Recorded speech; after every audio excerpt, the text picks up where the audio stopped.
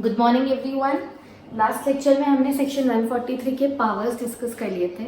अब हमको स्टार्ट करना है आज सेक्शन 143 की ड्यूटीज़।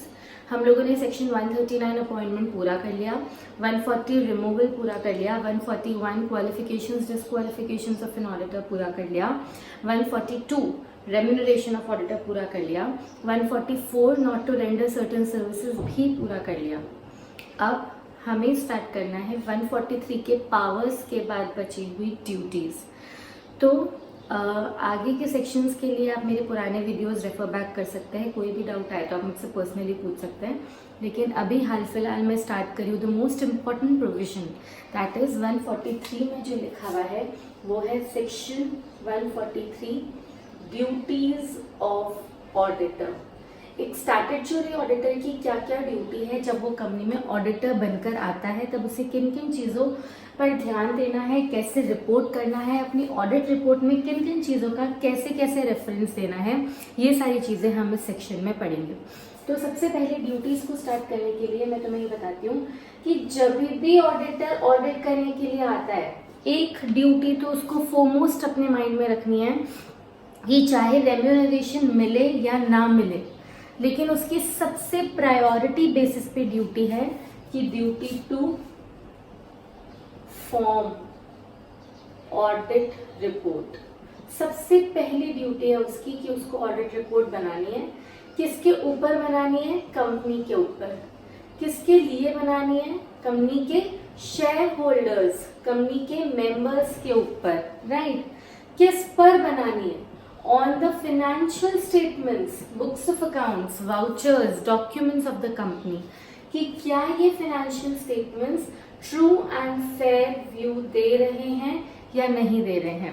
वेरी इंपॉर्टेंट, ऑडिटर को ऑडिट रिपोर्ट तो बनानी ही है, चाहे कुछ भी हो जाए। कंपनी पर बनानी है, कंपनी के मेंबर्स को एड्रेस करना है। मैम ऑडिटर पर्सनली सारे मेंबर्स को देगा कि ऑडिट रिपोर्ट? बिल्कुल भी नहीं। हमारी ड्यूटी है कि हम कंपनी को ऑडिट रिपोर्ट दे देंगे, कंपनी आगे अपने ऑडिट रिपोर्ट को फॉरवर्ड करेगी। Audit report only on the financial statements of the company, whether they are expressing they have to express opinion whether they are giving true and fair view or not. So this is the first duty of the auditor, right? Second duty, जब भी वो audit report बनाएगा तब सबसे important है कि उस audit report को साइन करें। और इसके साथ हम एक सेक्शन भी पूरा कर लेंगे। साइन किसके हिसाब से करेगा? Under section 145। तो सेक्शन 143 की ड्यूटीज में लिखा है कि duty to sign audit report, और साइन किसके हिसाब से करना है? एज पर सेक्शन 145 उसमें लिखा हुआ है कि हर ऑडिटर की ड्यूटी है, एवरी ऑडिटर, जो भी कंपनी का ऑडिटर है, सिर्फ वो ही क्या करेगा? साइन करेगा और सर्टिफाई करेगा। क्या चीज? कंपनी की ऑडिट रिपोर्ट। सिर्फ और सिर्फ जो कंपनी का ऑडिटर है वो ही ऑडिट रिपोर्ट को साइन सर्टिफाई करेगा। कोई और सीए के पास हम नहीं जा सकते ऑब्वियसली। जिसने ये ऑडिट करी है वो ही इस रिपोर्ट को साइन करेगा। अच्छे से याद रख लेना, कोई भी और document, any other document which requires sign of auditor shall be signed only by the auditor of the company and not by a general practicing chartered accountant। सिर्फ और सिर्फ कंपनी का ऑडिटर ही उसको साइन करेगा, राइट। तो ये होता है हमारा सेक्शन 145, यहीं पे फिनिश, जिस पे लिखा है ऑडिटर साइन करेगा ऑडिट रिपोर्ट को, और every other document which is required to be sign and certify by the auditor of the company. So duty to make audit report, duty to sign audit report. Of course उसको अपने audit report में क्या देना है? Opinion. अब opinion अच्छा भी हो सकता है और बुरा भी हो सकता है। ऑडिटर ने ओपिनियन दिया कि कंपनी बहुत अच्छी है, एकदम एएस और लॉ के हिसाब से अपनी बुक्स प्रिपेयर कर रही है, या ऐसा भी तो हो सकता है कि ऑडिटर कह दे कंपनी बहुत ही ज्यादा बेकार है, एएस और लॉ का कोई रेफरेंस ही नहीं है, या कंपनी बुक्स ही नहीं बना रही, या कंपनी में खूब सारी फाइनेंशियल स्टेटमेंट्स में गलतियां हैं। देखो, अगर किसी की तारीफ करते हैं तो रीजन देने की जरूरत नहीं है, लेकिन अगर ऑडिटर ने बेकार ओपिनियन दिया है, मतलब अगर उसने ओपिनियन में किसी भी तरह का क्वालिफिकेशन या रिजर्वेशन या एडवर्स कमेंट, किसी भी तरह का क्वालिफिकेशन, रिजर्वेशन या एडवर्स कमेंट एक्सप्रेस करा है, कोई भी तरह का एडवर्स कमेंट एक्सप्रेस किया है, तो उसकी ड्यूटी है कि वो क्या करेगा? रीजन देगा। He have to express reason, पता है ये रीज़न ना सिर्फ हम ऑडिट रिपोर्ट में लिखते हैं, बल्कि हमको मेंबर्स के सामने मीटिंग में भी ये रीड आउट करना पड़ता है कि ऑडिट करते दौरान हमको ये गलतियाँ पता चली है. So it is the duty of every auditor to express reasons on every qualification, reservation, adverse comments expressed in the audit report. And now the fourth duty है कि ऑडिट रिपोर्ट में ओपिनियन के अलावा भी बहुत सारी चीज़ें डिस्क्लोज करनी पड़ती है. सिर्फ ओपिनियन से काम नहीं चलता. लॉ कहता है कि आपको कुछ और पॉइंट्स भी है जिसके ऊपर डिस्क्लोज करना है. तो इस ड्यूटी के नाम को हम लिखते हैं duty of disclosure requirements. Duty of disclosure requirements क्या है ये ड्यूटी? इसमें ऑडिट रिपोर्ट में आपको कुछ पॉइंट्स डिस्क्लोज करने हैं और उन पॉइंट्स को मैं 3 कैटेगरीज में डिवाइड करती हूँ. सबसे पहले we have to report on. Class में ऑलरेडी बहुत अच्छे से पढ़ा चुकी हूँ और बहुत ही अच्छे से लर्न करा चुकी हूँ. ये सिर्फ एक रिविजन लेक्चर है जो हम डिस्कस कर रहे हैं. Report on the principal assertions of the company. Then you have to report on specific inquiries. And last, you have to report on the CARO requirements. CARO requirements पे भी आपको report करना है. Report on the principal assertion lies under section 143 subsection 3. Specific inquiries 143 subsection 1 and CARO is 143 subsection 11. इसमें हमको 10+1 other matter का एक point है, उस पर रिपोर्ट करना है. इसको हमने 6 पॉइंट्स पे रिपोर्ट करना है. और इसमें पहले तो 16 पॉइंट्स थे, लेकिन अमेंडमेंट के बाद now we have 21 points on which the reporting has to be done. Total 21 points है. 16 थे प्रायर टू अमेंडमेंट. मई वाले के लिए 16 पॉइंट्स वाला ही कारो एप्लीकेबल है, लेकिन नवंबर वालों के लिए जून वालों के लिए 16 पॉइंट्स वाला ही कारो एप्लीकेबल है, लेकिन 21 पॉइंट्स वाला जो कारो है वो नवंबर वालों के लिए एप्लीकेबल है. तो 21 पॉइंट्स तुम्हारे ये हो गए. तो we have to report on these 3 points also. What do you mean by principal assertion? Principal का मतलब होता है बेसिक और असर्शन का मतलब होता है एजम्पशंस. मतलब ऑडिटर वैसे तो अज्यूम करके चलता है कि ये सारी चीज़ें फॉलो हो रही होगी, लेकिन फिर भी वो इन पॉइंट्स को चेक करके रिपोर्ट करता है. ये बहुत ही बेसिक और बहुत ही जनरल चीज़ें हैं जिस पर ऑडिटर रिपोर्ट करता है, लेकिन ऑडिटर ये सोच के रिपोर्ट करता है कि वैसे तो कंपनी ने फॉलो करा ही होगा, लेकिन फिर भी मैं चेक कर लेता हूँ. So these are reporting on the very basic, या मैं इनको फंडामेंटल भी बोल सकती हूँ. और असर्शन का मतलब क्या होता है? एजम्पशंस. बेसिक चीज़ों पर रिपोर्टिंग करना है हमें इसमें. अच्छा, स्पेसिफिक इंक्वायरीज का मतलब क्या होता है? स्पेसिफिक मतलब होता है पर्टिकुलर और इंक्वायरीज का मतलब होता है पूछताछ. तो लॉ कहता है कि इसमें हमने 6 पॉइंट्स लिख रखे हैं. ऑडिटर को सिर्फ और सिर्फ इन 6 पॉइंट्स के ऊपर तहकीकात करनी है. और कारो तो एक रिपोर्टिंग ऑर्डर है जो हम हमारे चैप्टर नंबर 4 में इसको रेफर करेंगे, और मैं बहुत डिटेल में एक एक पॉइंट, एक एक वर्ड इलाबोरेट करके आपको एकदम अच्छे से मेमोरी में फिट करा दूंगी. तो we will refer this letter. अभी हमें इस चैप्टर में इन दोनों पर ही ध्यान देना है. इसके लिए we will refer to chapter number 4. तो इन दोनों में अच्छा एक और point before we discuss with the points in a fast track manner. Reporting on principal assertion में हमने पढ़ा था कि इसमें रिपोर्टिंग सिर्फ और सिर्फ कब होगी? जब ऑडिटर को गलती पता चलती है या नहीं भी चलती है. मतलब यहाँ पर ऐसे भी लिख सकते हैं कि you have to report on all cases. आपका जवाब हाँ है या ना है. आपको गलती मिलती है या नहीं मिलती है, ऑडिटर को रिपोर्ट करना पड़ेगा. लेकिन यहाँ पर सिर्फ कब रिपोर्ट करना है? Report only in case of a disagreement. अगर कोई गलती मिलती है तो ही आपको रिपोर्ट करना है, वरना आपको रिपोर्ट करने की जरूरत नहीं है. यहाँ पर we have to report in all cases.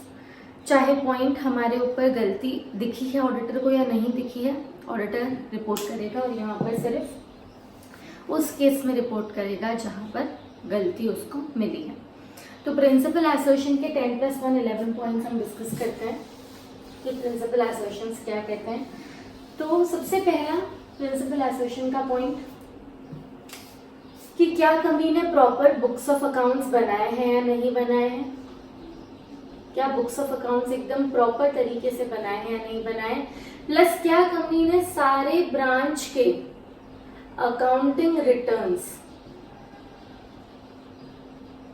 लिए हैं या नहीं लिए। ऑब्वियसली एक हेड ऑफिस है और उसकी बहुत सारी ब्रांचेस हैं, तो हर ब्रांच अपने अपने साइड से कुछ अकाउंट्स प्रिपेयर करके हेड ऑफिस को देगी और हेड ऑफिस पूरे अकाउंट्स प्रिपेयर करते वक्त सारे ब्रांचेस के अकाउंट्स को कंसिडर करेगा। तो क्या ब्रांच ने प्रॉपर तरीके से दिए हैं या नहीं दिए। Second point of the principal assertion, section 143 subsection 3, क्या जो फाइनेंशियल स्टेटमेंट्स है are in prepare in accordance with the books of accounts of the companies. Company ने जो भी फाइनेंशियल स्टेटमेंट्स बनाए हैं क्या वो बुक्स ऑफ अकाउंट्स को ध्यान में रखते हुए बनाए। ऑब्वियसली क्या कंपनी ने voucher, journal, ledger, trial balance के हिसाब से ट्रेडिंग पीएनएल फाइनेंशियल स्टेटमेंट्स जो होते हैं, बैलेंस शीट, ये सब बनाए हैं या नहीं बनाए हैं। बनाए ही होंगे, लेकिन अगर नहीं बनाए हैं तो ऑडिटर रिपोर्ट करेगा। सिमिलरली थर्ड पॉइंट, क्या एएस कंप्लाइड और नॉट, ऑडिटर चेक करेगा। Financial books of accounts prepared properly और नॉट, बुक्स ऑफ अकाउंट्स के हिसाब से फाइनेंशियल स्टेटमेंट्स प्रिपेयर्ड प्रॉपर्ली और not, yes have been complied with और नॉट। फिर हमने राइट्स में पढ़ा था ना कि हम ऑडिट करते टाइम एम्प्लॉइज और ऑफिसर्स से इंफॉर्मेशन ले सकते हैं। तो वेदर ही हैज सॉट, उसने मांगी एंड उसको मिल गई, ऑब्टेन्ड, क्या ऑल इंफॉर्मेशंस एंड एक्सप्लेनेशंस, सारी इंफॉर्मेशन और एक्सप्लेनेशन जो जरूरी था ऑडिट करने के लिए, फ्रॉम किससे, employees and officers of the company. क्या ऑडिट करने के लिए जो भी इंफॉर्मेशन, जो भी एक्सप्लेनेशन उसको चाहिए था उसको मिल गया या नहीं मिला। मिल ही गया होगा, अगर हमने कुछ एम्प्लॉय से पूछा होगा तो उसने बता ही दिया होगा। अगर बता दिया है तो भी लिखो कि हाँ मिल गई थी सारी इंफॉर्मेशन। अगर नहीं भी मिली है तो भी रिपोर्ट करो कि हाँ ये इंफॉर्मेशन हमको नहीं मिली थी और उस बेसिस पर ही हमने अपना ओपिनियन ड्रॉ करा है। सिमिलरली अगर कंपनी में कोई ब्रांच है और उस ब्रांच का कोई और ऑडिटर है, हेड ऑफिस है, हेड ऑफिस में branch number 1, branch number 2, branch number 3, अगर हेड ऑफिस ऑडिटर मैं हूं और ब्रांच ऑडिटर कोई और है, तो क्या ब्रांच ऑडिटर ने अपनी ब्रांच ऑडिट रिपोर्ट बनाकर टाइमली हेड ऑफिस ऑडिटर को दी और क्या हेड ऑफिस ऑडिटर ने उसे प्रॉपर्ली कंसिडर करी while preparing the overall audit report. Whether branch audit report has been obtained from branch auditor and has been considered, क्या उसे कंसिडर कर दिया गया by main auditor, by companies auditor, जो company का मेन ऑडिटर है। क्यों कंसिडर करेगा वो? For preparing the overall audit report of the company, right. And 6th point, company का कोई भी डायरेक्टर जो कंपनी के डायरेक्टर की चेयर पे बैठा है वो किसी भी कंडीशन में डिस्क्वालिफाइड तो नहीं है।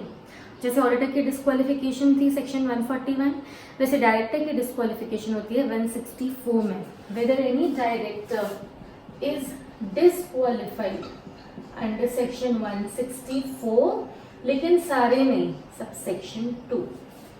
कोई डायरेक्टर ऐसा तो नहीं है जो 164 में डिस्क्वालिफाइड, 164 सब सेक्शन 2 में डिस्क्वालिफाइड है, लेकिन फिर भी वो कंपनी के डायरेक्टर की चेयर पे बैठा है। ऐसा हो तो नहीं सकता, लेकिन अगर ऑडिटर देखता है कि ऐसा कुछ हो रहा है तो वो रिपोर्ट करेगा। कैसे रिपोर्ट करेगा?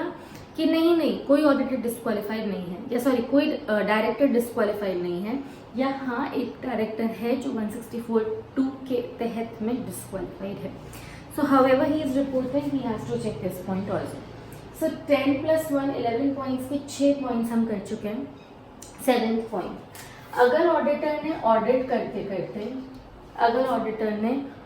करते करते if noticed any qualification, reservation या एडवर्स कमेंट, अभी बताया था क्वालिफिकेशन, रिजर्वेशन, एडवर्स कमेंट को हिंदी में क्या बोल सकते हैं? गलतियां.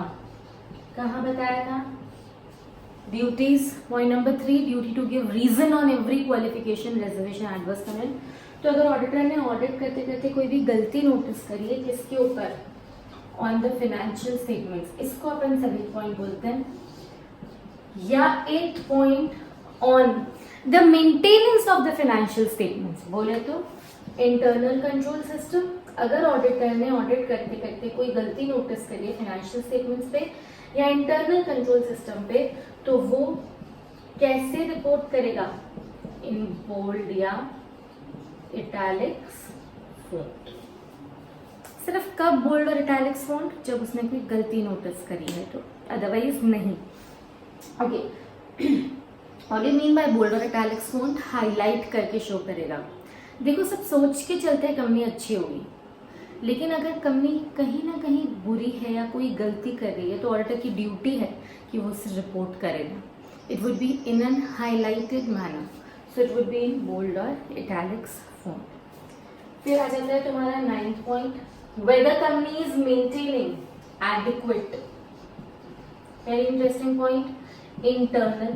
इंटरनल मतलब कंपनी के अंदर, फाइनेंशियल मतलब फाइनेंशियल एरियाज पे, कंट्रोल्स मतलब बंदोबस्त.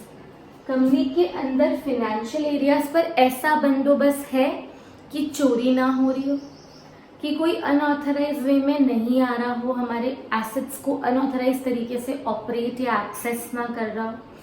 Whether company is maintaining adequate internal financial control systems. 9th point है, ये वाला पॉइंट वो सारी कंपनीज पर लागू नहीं होता है. It is not applicable on, मतलब ये एग्जेम्पशन लिस्ट है. क्या एग्जेम्पशन लिस्ट है?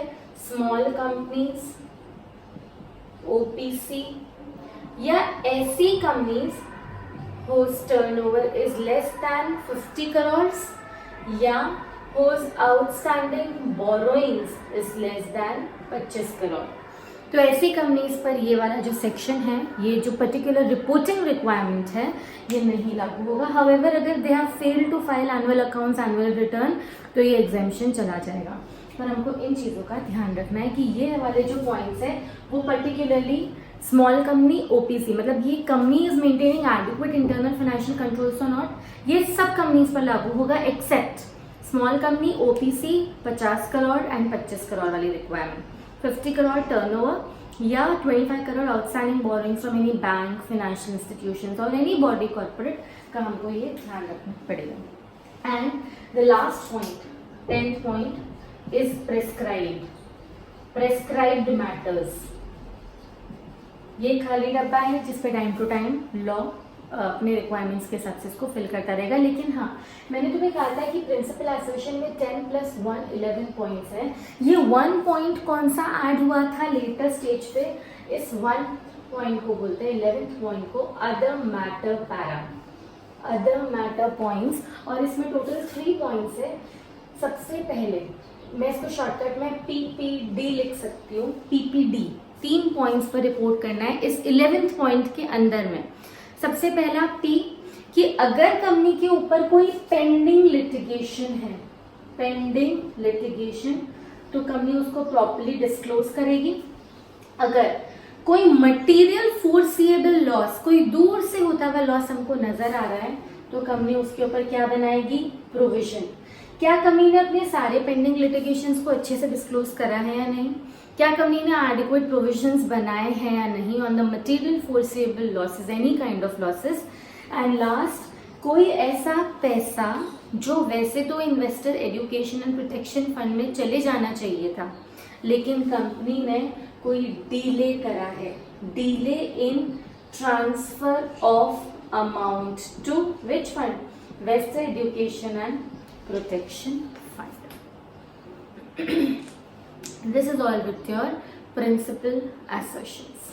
प्रिंसिपल असर्शंस के इन पॉइंट्स पर आपको ध्यान रखना है। And now last before we end with this subsection specific inquiries वाले पॉइंट। अच्छा, 143 subsection 3 principal assertion, books of accounts, financial statements, AS complied with और नॉट, एम्प्लॉय से जो इन्फॉर्मेशन मांगी या नहीं मिली, ब्रांच ऑडिट रिपोर्ट टाइमली मिल गई, कंसिडर्ड और नॉट, कोई डायरेक्टर डिस्क्वालिफाइड तो नहीं है 164 सबसेक्शन 2 में, ऑडिटर ने बोल्ड और इटैलिक्स में शो करी हैं गलतियां ऑन द फाइनेंशियल स्टेटमेंट्स या maintenance of the financial statements, auditor will report whether company is maintaining adequate internal financial control systems. However, this point is not applicable on some of the categories and prescribed points. And last point, which is your other matter point. Other matter में PPD. PPD is pending litigation, provisioning requirements on the material foreseeable losses, and last, any amount which is to be transferred in the investor education and protection fund. And now last, specific inquiries, which is very simple. 6 points है इसमें। कौन कौन सा specific inquiries का 143 subsection 1 में। First point, क्या company ने shares issue करे हैं फॉर कैश के ऊपर शेयर्स इशू करे हैं या नहीं करे हैं, या रादर मैं इसको ऐसे लिखती हूँ, weather company has allotted shares issued and allotted for cash। अगर हाँ पूरे साल में कंपनी ने अगर कैश में शेयर्स इशू और अलॉट करे हैं, तो जो भी कैश रिसीव हुआ है, कैश रिसीव्ड और नॉट, जो भी पोजीशन है, वेदर स्टेटेड प्रॉपर्ली इन अकाउंट्स और नॉट, जो कंपनी के कैश रजिस्टर्स है उसमें प्रॉपर्ली लिखा है या नहीं लिखा है, कोई कॉल से मीडियर, कोई कॉल से एडवांस, जो भी कैश का डीले है, जो भी जितना भी कैश आया है उसको प्रॉपर्ली हमने बुक्स ऑफ अकाउंट्स में लिखा है या नहीं लिखा है। सेकेंड पॉइंट, क्या कंपनी के पीएनएल अकाउंट में, क्या कंपनी के रेवेन्यू अकाउंट में हम personal expense of the directors और ऑफिसर्स तो नहीं डेबिट कर रहे हैं, वेदर कंपनीज रेवेन्यू अकाउंट, किसका रेवेन्यू अकाउंट, कंपनी का, इज बीइंग डेबिटेड किससे, with personal expenses of the company, company के पर्सनल एक्सपेंस, कंपनी नहीं सॉरी, ऑफ द डायरेक्टर्स या those people who are operating the company, क्या personal expense से debit तो नहीं हो रहा, ये भी ऑडिटर रिपोर्ट करेगा। Third point, cash shares issue हो गया, personal expense of directors officers debited to companies revenue account. देखो इस केस में गलती हो तभी रिपोर्ट करना है, we don't have to report on all cases. यहाँ पर अगर प्रिंसिपल असर्शन में क्या था, ऑल केसेस में रिपोर्ट करो, स्पेसिफिक इंक्वायरीज में सिर्फ गलती के केस में रिपोर्ट करो। तो अगर कंपनी ने लोन दिया है, whether company has granted loan on security, किसने दिया है, कंपनी ने, company has granted the loan on security basis, आपने 10 लाख का लोन कंपनी से लिया, बदले में कंपनी ने कहा सिक्योरिटी दो, आपने 1 लाख की दे दी, ये सही नहीं है। तो weather company has granted loan on security, तो वेदर सिक्योरिटी के टर्म्स एंड कंडीशंस फेयर तो है, कंपनी के न्याय के खिलाफ तो नहीं है, prejudicial to interest of the company तो नहीं है। तो ऑडिटर ये भी चेक करेगा कि सिक्योरिटी के टर्म्स एंड कंडीशंस फेयर है या नहीं है। फोर्थ पॉइंट, अगर कंपनी ने लोन दिया नहीं है, अब लिया है, whether company has taken loan and shown as deposits, whether loans taken shown as deposits, क्योंकि दोनों में पैसा कंपनी के पास आ रहा है, लेकिन डिपॉजिट मतलब जमाबंदी, लोग आके जमा करा रहे हैं हमारे पास पैसे, ये हमारी क्रेडिट वर्दीनेस की वजह से होता है। और लोन लिया क्योंकि हमको पैसों की जरूरत थी, नीडफुलनेस, दोनों में पैसा आ रहा है। तो ऐसा तो नहीं हो रहा कि कंपनी ले तो लोन रही है लेकिन दिखा डिपॉजिट्स की तरह रही है, तो वो भी रिपोर्ट करेंगे। फिफ्थ पॉइंट कि weather company has sold investments, investments कैसे भी in nature of share securities, कैसे जो भी शेयर सिक्योरिटीज में इन्वेस्टमेंट्स करे हैं कंपनी ने, have been sold, guys important point, sold, रखे हुए हैं नहीं, सिर्फ बेचे हैं, किस पर, at a price which is lower than the purchase price. बहुत सिंपल सी बात है, नुकसान में बेचे हैं, परचेज प्राइस से कम में बेचे हैं, irrespective of the reason. Ma'am stock market का कौन ध्यान रखेगा एंड ऑल, उससे कोई फर्क नहीं पड़ता। लेकिन अगर 100 रुपए का शेयर आपने 90 में या 99 में भी बेचा है, आपको इस पॉइंट में रिपोर्ट करना है as an auditor. And the last point, कि whether company has made any book entries. And what do you mean by book entries? They are not journal entries. Book entries मतलब ऐसी entries जो सिर्फ और सिर्फ कहाँ हुई है, बुक्स में, merely बुक्स में हुई है, जिनका वास्तविकता से एक्चुअल कैश ट्रांजैक्शन से लेन देन नहीं है, जैसे चार्जिंग डेप्रिसिएशन, जैसे transfer of amount to reserves, ये सब। तो whether company has made book entries which are prejudicial, जो कंपनी के न्याय के खिलाफ है, to the interest of the company. तो ये 6 पॉइंट्स अपन स्पेसिफिक इंक्वायरीज में रिपोर्ट करेंगे। ये हो गया तुम्हारा सेक्शन 143, जिसमें हमें duty to form audit report, duty to sign audit report, duty to give reasons on every qualification, reservation, adverse comments, duty to disclose principal assertion 11 points, disclose specific inquiry 6 points and कारो which will be referred in chapter number 4। सो और भी कुछ duties है section 143 इन points के अलावा। उन points पर भी एक बार will just give a quick look, तो फटाफट अच्छे से सुनना because it's going to be very fast, right. तो 3-4 छोटी छोटी ड्यूटीज और है जो मैं एक बार रेफर करा रही हूँ, फिर we left with 2 more sections. तो अभी कंप्लीट करते हैं छोटी छोटी जो ड्यूटीज है वो। एक है ड्यूटी सेक्शन 146 वाली, तुम्हें याद है 146 क्या है? Duty to attend general meeting of the company. अगर आप कंपनी के ऑडिटर हो तो आपको मेंबर्स ने बड़े विश्वास के साथ अपॉइंट करा है, ऑर्डिनरी रेजोल्यूशन एजीएम, तो आपकी ड्यूटी बनती है कि आप उनकी जनरल मीटिंग को अटेंड करोगे, जनरल मीटिंग को सुनोगे, और अगर मेंबर्स के खिलाफ कोई भी बात हो रही है जो उनके न्याय के खिलाफ है तो अपनी आवाज उठाओगे। ये हमने राइट में ही पढ़ा था, right to be heard at the general meeting, right to receive notice of the general meeting, but it is the duty of the auditor to attend general meeting। कोई ऑप्शन नहीं है उसके पास। हाँ, duty to attend general meeting या तो वो खुद कर सकता है, either himself or herself, whatever the case is, और अगर किसी कारणवश वो नहीं जा पा रहा, किसी भी रीजन से, कोई और जनरल मीटिंग थी उसी दिन उसी टाइम पे, तो थ्रू his authorized representative, अपने ऑथराइज रिप्रेजेंटेटिव के जरिए भी वो किसी को अपनी पावर ऑफ अटॉर्नी में स्पेसिफिक पावर देकर भी भेज सकता है। लेकिन वो कोई दूसरा जो बंदा होगा वो भी कौन होगा?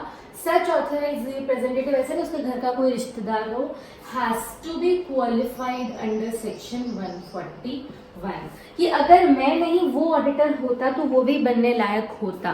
क्वालिफाइड अंडर सेक्शन 141, उसी को वो अपना रिप्रेजेंटेटिव बनाकर भेज सकता है। तो या तो मैं जा सकती हूँ अगर मैं ऑडिटर हूँ तो, अगर मैं किसी रीजन से I am not able to go there, then I can appoint my authorise representative which I can send in the general meeting to here to attend the general meeting, right? ऐसा authorized representative shall be authorized to act on behalf of me under section 141. He is qualified, he is not disqualified. एक और चीज है यहाँ पे, however, company may exempt, company चाहे तो exempt कर सकती है through its articles of association. Company चाहे तो ऑडिटर को बोल सकती है, जरूरी नहीं है, लेकिन company can not restrict the auditor. ऐसा नहीं कि आर्टिकल्स में लिखा हुआ है मीटिंग अटेंड नहीं करी तो आएगा ऑडिटर को भेज दिया कि आप जाओ यहाँ पे नहीं बैठ सकते। ऑडिटर की ड्यूटी है जनरल मीटिंग अटेंड करना। कंपनी चाहे तो ऑडिटर को छूट दे सकती है कि आप मत आओ, चलेगा, it's okay, we will not give any penalty position. Ma'am ऐसे कैसे हो सकता है? लॉ में लिखा है कंपनी का ऑडिटर शैल अटेंड मीटिंग, और लॉ में ही लिखा है कि कंपनी में एग्जेम्प्ट, क्योंकि लॉ में ही दोनों चीजें लिखी है तो इट इज पॉसिबल। एक तरफ से लॉ कह रहा है वैसे तो ड्यूटी है, लेकिन कंपनी चाहे तो लॉ में ही लिखा हुआ है कि वो एग्जेम्प्ट कर सकती है अपने आर्टिकल्स में। सो दिस वाज सेक्शन 146 जो ड्यूटी है, इसलिए मैंने 143 के साथ ही पढ़ा दिया। उसके अलावा और भी छोटी छोटी ड्यूटीज हैं, जैसे हम ऑलरेडी डिस्कस कर चुके हैं कि हर ऑडिटर की ड्यूटी है कि ड्यूटी टू कंप्लाई with कारो रिक्वायरमेंट्स। व्हाट इज कारो? हम पढ़ेंगे पूरा एक एक वर्ड चैप्टर नंबर 4 में। लेकिन अगर किसी कंपनी में कारो लग रहा है तो ऑडिटर कुछ भी हो जाए कारो को कंप्लाई करेगा। एक बार इतना ही पढ़ो। We will refer this in chapter number 4। Since it is a duty, मैंने यहाँ पर आपको पढ़ा दिया। और भी छोटी छोटी ड्यूटीज हैं, जैसे duty to comply with auditing standards. देखो, अकाउंट्स बनाने के लिए होते हैं अकाउंटिंग स्टैंडर्ड्स और ऑडिटिंग करने के लिए है स्टैंडर्ड्स ऑन ऑडिटिंग, जो किसने इशू करें? हमारे ICAI ने, जिसको हम AS और SA भी बोलते हैं। लेकिन क्योंकि ये रेकमेंडेटरी थे, मतलब आपके पास ऑप्शन है, आप फॉलो करो या ना करो, तो कंपनी लॉ ने पता है क्या किया? कंपनी लॉ ने इन स्टैंडर्ड्स को लॉ में लिख दिया। कैसे लिखा? कि वैसे तो ये रिकमेंडेटरी है कि अगर आप फॉलो नहीं करते हो, इन एनी केस आपको लगता है कि कोई दूसरा तरीका बेटर प्रेजेंटेशन दे रहा है या लॉ कुछ और कह रहा है, तो आप अपने एक्सक्यूजेस दे सकते हो। लेकिन कंपनी लॉ ने क्या किया? कंपनी लॉ ने बोला कि ICAI ने अकाउंट्स बनाने के लिए जो अकाउंटिंग स्टैंडर्ड्स और ऑडिट करने के लिए जो स्टैंडर्ड्स ऑन ऑडिटिंग दिए हैं, वो वैसे तो रेकमेंडेटरी नेचर है, लेकिन हम ये चाहते हैं कि कंपनीज एक्ट के अंदर, कंपनीज एक्ट 2013 के अंदर जो भी कंपनीज है वो मैंडेटरी इन चीजों को फॉलो करें। इसलिए कंपनी लॉ ने लॉ में लिख दिया। क्या लिखा? कि हर कंपनी को सेक्शन 133 के अकॉर्डिंग अकाउंटिंग स्टैंडर्ड्स फॉलो करने पड़ेंगे और सेक्शन 143 के अकॉर्डिंग ऑडिटिंग स्टैंडर्ड्स फॉलो करने पड़ेंगे। ये क्या है? ये है अकाउंटिंग स्टैंडर्ड्स अकाउंट्स बनाने के लिए, और ये है ऑडिटिंग स्टैंडर्ड्स। लेकिन कौन से स्टैंडर्ड्स? कंपनीज एक्ट ने ICAI का नाम नहीं लिखा।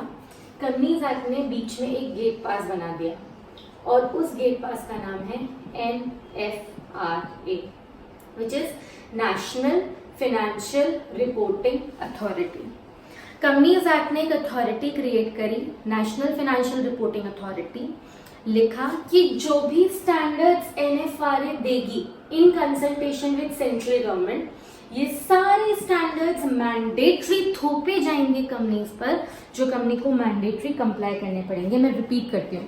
स्टेज नंबर 1, ICAI ने अकाउंट्स बनाने के लिए अकाउंटिंग स्टैंडर्ड्स दिए, ऑडिट करने के लिए स्टैंडर्ड्स ऑन ऑडिटिंग दिए। स्टेज नंबर 2, NFRA ने ICAI से ये सारे स्टैंडर्ड्स लिए, इसमें कुछ एडिशन करा, कुछ सब्ट्रैक्शन करा, कुछ रिविजन करा और सेंट्रल गवर्नमेंट को कहा कि स्टैंडर्ड्स रेडी है, थोपो कंपनी पे। सेंट्रल गवर्नमेंट ने लॉ में लिख दिया कि अब दो standards which are issued by ICAI and revised by NFRA has to be mandatory complied by the company for preparing accounts 133 accounting standards, for conducting audit 143 auditing standards. ICAI ने दिए ऐसे और कंपनीज एक्ट में लिखा auditing standard. देखो, ये confusion इधर नहीं होगा क्योंकि यहाँ पे भी AS है, यहाँ पे भी AS है, लेकिन ICAI ने एसएस दिए थे और कंपनीज लॉ ने, कंपनीज एक्ट ने अपने अंदर क्या लिखा है? Auditing standards, right. और लिखा है कि जब तक NFRA अपने खुद के स्टैंडर्ड्स नहीं बना लेता तब तक ICAI के स्टैंडर्ड्स ही मान्यता रखे जाएंगे, shall be considered as it is. So this is one of the section. Now we are left with branch audit. ये NFRA समझ आ गया? NFRA का full form national financial reporting authority. ICAI ने स्टैंडर्ड्स दिए रेकमेंडेटरी, NFRA ने लिए, additional subtraction किए, सेंट्रल गवर्नमेंट को दिए, सेंट्रल गवर्नमेंट ने स्टडी किया और कंपनीज लॉ पर मैंडेटरी थोप दिया कि हर कंपनी को फॉलो करना जरूरी है ये standards. Till the time NFRA makes its own standards has to be complying with the standards issued by the ICAI, right? Now if you talk about head office and branch, तो suppose एक head office है जिसकी 3 branches हैं, तो लिखा है every company has to be audited. पूरी company की ऑडिट होगी and company includes head office and branch. मतलब कंपनी के हर हेड ऑफिस की ऑडिट होगी, कंपनी के हर ब्रांच की ऑडिट होगी, ये कंपनी लॉ में लिखा हुआ है, राइट। हेड ऑफिस ऑडिटर और ब्रांच ऑडिटर सेम हो सकता है क्या? हाँ। अलग भी हो सकता है? हाँ। ऑडिट होना जरूरी है, किसी से भी कराओ। सपोज मैं कंपनी की मेन ऑडिटर हूँ, Pooja is the main auditor of the company. अब हमें ब्रांच ऑडिटर अपॉइंट करना है। देखो लिखा है सबसे first point, branch audit is mandatory. ये लिखने की जरूरत ही नहीं थी, हमें पहले से पता है। इज कंपल्सरी, इज मैंडेटरी, क्योंकि every company has to be audited. कोई भी कंपनी जो कंपनीज एक्ट 2013 में रजिस्टर्ड है, कोई भी कंपनी अपॉइंटमेंट के दौरान, यूजुअली मैं ये लाइन बोलती हूँ लेकिन परसों जो मैंने लेक्चर बनाया था उसमें मैं बोलना भूल गई। एवरी कंपनी, प्राइवेट हो, पब्लिक हो, लिस्टेड हो, अनलिस्टेड हो, स्मॉल हो, ओपीसी, कोई भी फलाना kind of company, private company, public company, government company, non government company, banking, financial investments, any company has to be getting its book audited. Audit करवाना mandatory है। तो कंपनी की ऑडिट मतलब कंपनी के सब हिस्सों की ऑडिट, तो ब्रांच ऑडिट भी ऑटोमेटिकली क्या हो गई? कंपल्सरी हो गई। इनफैक्ट हमारे ICAI ने तो इसके ऊपर एक ऐसे भी इशू किया है, ऐसे 600, पर फॉर्चुनेटली ये हमारे IPCC या CA तक के सिलेबस में अब एलिमिनेट हो गया। नहीं तो ये स्टैंडर्ड भी हम पढ़ते थे, चैप्टर नंबर 1 का ही पार्ट है मेरी बुक में ये, लेकिन अब हमको ये रीड करने की जरूरत नहीं है, इसी में सारा रेफरेंस आ जाएगा। तो branch audit is compulsory. Branch auditor कौन होगा? तो ब्रांच ऑडिटर कौन होगा उसके लिए चेक करो ब्रांच कहाँ है। Branch is in India, branch India के अंदर है या ब्रांच आउटसाइड इंडिया है, इंडिया के बाहर है। अगर इंडिया के अंदर है या इंडिया के बाहर है, लेकिन अगर मेन ऑडिटर ही करने को तैयार है कि हाँ मैं पूरी कंपनी की ऑडिट कर लूंगी, आप टेंशन मत लो, तो पहले मौका किसको दिया जाएगा? कंपनी के मेन ऑडिटर को। इधर भी कंपनी के मेन ऑडिटर को। लेकिन अगर मैं मना कर देती हूँ कि नहीं, I will not be able to audit branch, please किसी और बंदे को हायर करो, इतना सारा मैं ऑडिट नहीं कर पाऊंगी, तो इन दैट केस इधर वी विल अपॉइंट, पहले प्रायोरिटी इज कंपनी ऑडिटर और a person qualified under section 141 of the act. कोई और दूसरा पर्सन, कोई भी person which is qualified under section 141। Similarly अगर आउटसाइड इंडिया है, इंटरनेशनल ब्रांच है, तो भी प्रायोरिटी मुझे ही दी जाएगी क्योंकि मैं कंपनी की मेन ऑडिटर हूं। लेकिन अगर मैंने मना कर दिया तो एनी पर्सन, हम किसी भी उस बंदे को ऑडिटर बना सकते हैं who is qualified according to law of land. जिस लैंड पर ब्रांच है, सपोज दुबई में ब्रांच है, तो दुबई के लॉज के अकॉर्डिंग जो ऑडिटर बन सकता है, यूएसए में ब्रांच है तो उस लॉ के अकॉर्डिंग जो भी ऑडिटर बन सकता था उस ब्रांच का ऑडिटर उसी को बनाएंगे। मैंने हाँ कर दिया तो मैंने हाँ नहीं किया तो सेकंड ऑप्शन है, पर हर ब्रांच की ऑडिट तो होगी। ठीक है, priority companies auditor, otherwise someone else, पर हर ब्रांच की ऑडिट तो होगी। अब ब्रांच ऑडिटर करेगा क्या? वो अपने हिस्से की ऑडिट करेगा, अपने हिस्से की ऑडिट करके क्या बनाएगा? Branch audit report. Every branch auditor shall prepare branch audit report, shall submit to company's main auditor. ये भी ब्रांच ऑडिट रिपोर्ट बनाएगा, कंपनी के मेन ऑडिटर को देगा, ये भी ब्रांच ऑडिट रिपोर्ट बनाएगा, ये भी मेन ऑडिटर को देगा। और हेड ऑफिस ऑडिटर क्या करेगा? जो पूरी कंपनी की ऑडिट रिपोर्ट बनाएगा तब इन सारी ब्रांच ऑडिट रिपोर्ट्स को भी कंसिडर करेगा। It is the duty of the head office auditor to consider each and every branch audit report given to him in such manner as he considers necessary. जैसे उसको सही लगता है वैसे वो उसको कंसिडर करेगा। ऐसा हो सकता है कि ये सब कह रहे हैं कंपनी बहुत ब्रांच अच्छी है, ब्रांच बेकार है, ब्रांच अच्छी है, तो मैम ये क्या ओपिनियन देगी?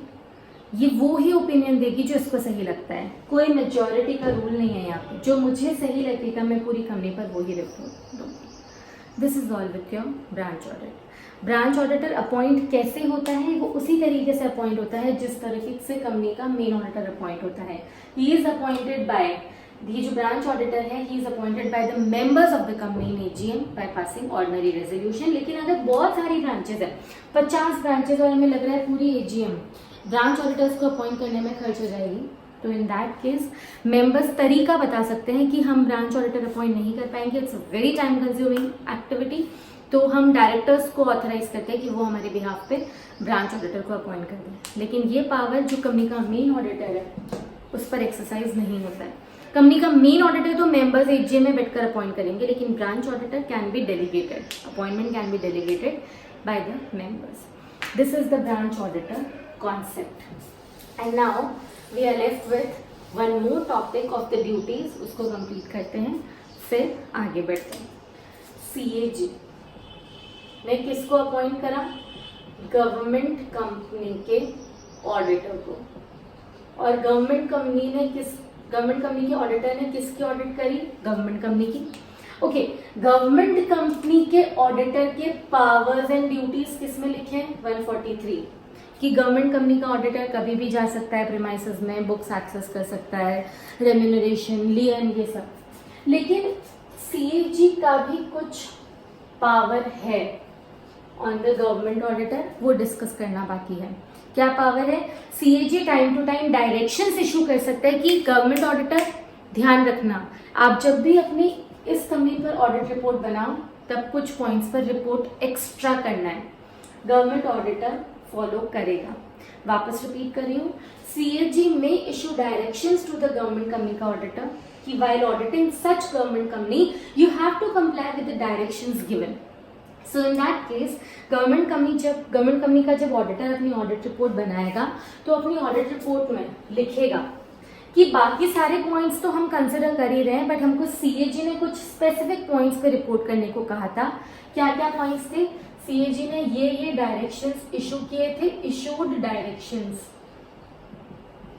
बाय सीएजी, उन्होंने हमको ये करने को कहा था, हमने ये किया, एक्शंस टेकन बाय ऑडिटर,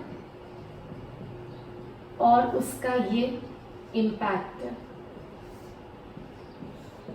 मतलब बाकी सारी चीजें तो होगी, बाकी पूरी audit report as it is prepare होगी, पर ऑडिट रिपोर्ट के अलावा these are the directions issued by CAG, we have taken these actions on the company and this is the impact. CAG कह सकता है कि एक जीरोक्स कॉपी हमें भी जमा कराना कंपनी की ऑडिट रिपोर्ट पे, तो गवर्नमेंट ऑडिटर की ड्यूटी है कि एक ऑडिट रिपोर्ट तो कंपनी को देंगे और एक जीरोक्स कॉपी सीएजी को भी फाइल करेंगे।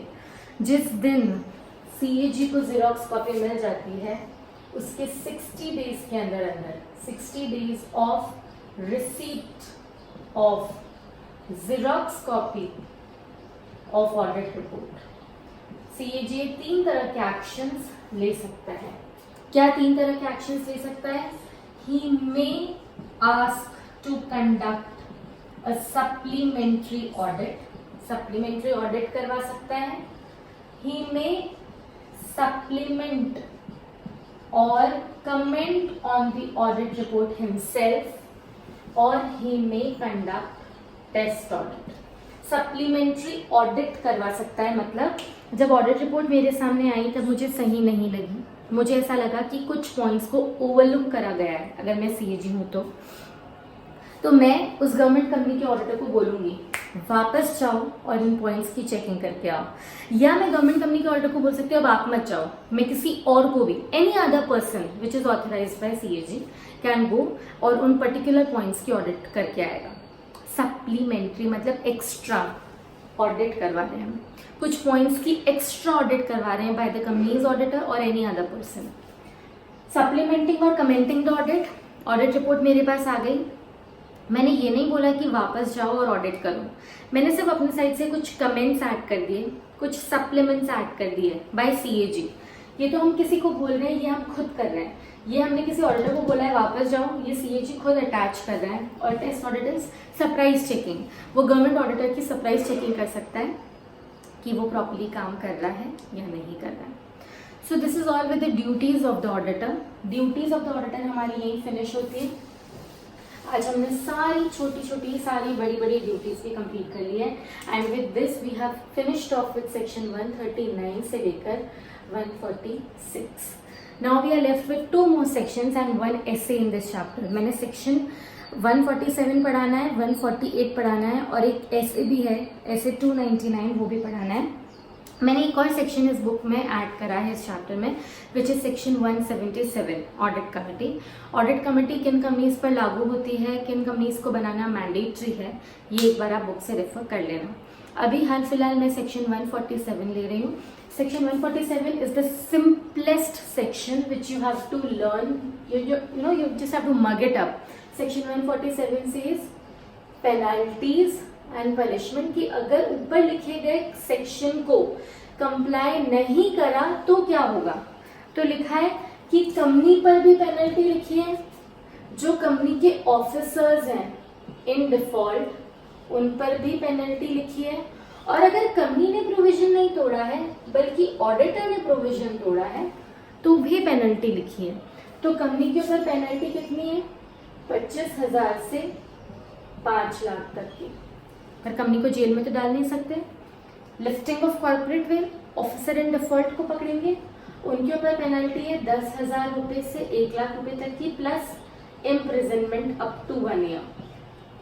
अगर ऊपर लिखे गए कोई भी सेक्शन 139 से 146 वाले कोई भी सेक्शन अगर आपने तोड़े तो आपको ये पेनल्टी भुगतनी पड़ेगी. सिमिलरली ऑडिटर के ऊपर भी पेनल्टी गिवन है कि अगर ऑडिटर ने कोई भी प्रोविजन तोड़ा है तो 25,000 से 5 लाख तक फाइन, या अगर ऑडिटर ने इंटेंशनली फ्रॉड्यूलेंट तरीके से डिसीव करने की कोशिश करी है तो हम लोग ये रेम्यूनरेशन एक्सीड कर देते हैं अप टू 25 लाख. 5 लाख और 4 टाइम्स ऑफ रेम्यूनरेशन. यहाँ पर एक अमेंडमेंट आया था, 25 लाख और 8 टाइम्स ऑफ रेम्यूनरेशन अमेंडमेंट आया था. इनफैक्ट ऑडिटर को इम्प्रिजनमेंट भी हो सकती है. उसको हम ये भी बोल सकते हैं कि अपने रेम्यूनरेशन जो उस साल की थी जिस साल आपने धोखा दिया है वो रिफंड कराओ. हमें कभी भी ऐसा लगता है कि ऑडिटर पैसा नहीं देगा, रिफंड नहीं देगा या ये पेनल्टी नहीं देगा, तो हम गवर्नमेंट ऑफिसर्स को कंप्लेन कर सकते हैं. वो एक स्टैट्यूटरी ऑफिसर अपॉइंट कर वसूली कर पैसा कंपनी को दे सकता है और फिर वो ऑडिटर से वसूलता रहेगा. अगर इंडिविजुअल है तो ये सिविल पेनल्टी हो या क्रिमिनल, मतलब फाइन हो या इम्प्रिजनमेंट, ये तो मुझे ही भुगतना है. लेकिन अगर ऑडिट फर्म के ऊपर पेनल्टी लगी है, तो अगर फर्म के ऊपर पेनल्टी लगी है सिविल भी और क्रिमिनल भी, तो fine shall be shared by the all, because partners को म्यूचुअली साथ में शेयर करना पड़ता है. लेकिन imprisonment shall be only with the जिसने डिसीव किया है पार्टनर ने, उसी को ही भुगतना पड़ेगा. सो this is all with section 147. Now we are left only with section 148 and essay 299 which we will continue in the next lecture. I hope यहाँ तक समझ आया हो. ऑलमोस्ट हमने पूरा कंपनी ऑडिट रिवाइज कर लिया है. हमारे जो नेक्स्ट वीडियो होगा उसमें मैं सेक्शन 148 का रेफरेंस दूंगी. 177 को थोड़ा सा एकदम lightly I just give a very very less briefing because that is not at all important. और ऐसे 299 एंड येस जो हमारा नेक्स्ट चैप्टर है कंपनी ऑडिट 2, उसकी शुरू के 1-2 पेजेस में रिवाइज करवा दूंगी ताकि वो कंसोलिडेटेड फाइनेंशियल स्टेटमेंट्स वाला कंप्लीट हो जाए. Then we will start with the new lecture. Right? Okay, take care, study hard, keep watching the videos, keep doing the revision. And कल का लेक्चर बाकी है रिविजन वाला and then we will start with the new lessons. I hope you are continuing it properly. कोई भी doubt आए you can very personally ask me on the WhatsApp or you can ask me on the YouTube chat box. Okay, take care.